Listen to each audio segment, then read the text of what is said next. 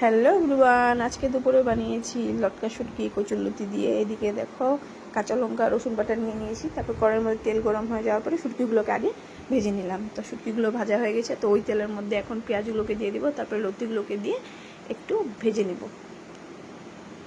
তো কে কে পছন্দ করো এরকম শুটকি দিয়ে কচুরলতি অবশ্যই কমেন্ট করে জানিও। আমার তো একদম খুব প্রিয় খাবার।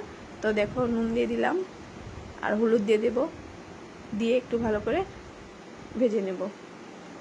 তারপরে এটার মধ্যে দিয়ে দেব বেটে রাখা রসুন কাঁচা লঙ্কা বাটা, দিয়ে এটাকে ভালো মতন কষিয়ে নেব।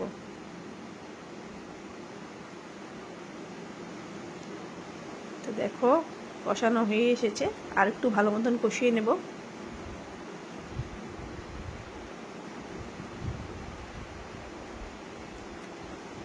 দেখো কষানো হয়ে গেছে, এখন এটার মধ্যে একটু জল দিয়ে দেব।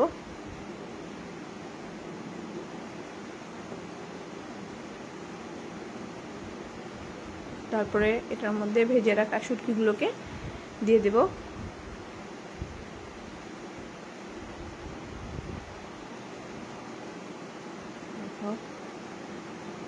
তো দেখো জলটা গরম হয়ে গেছে, ফুটে গেছে, তো হয়ে গেছে।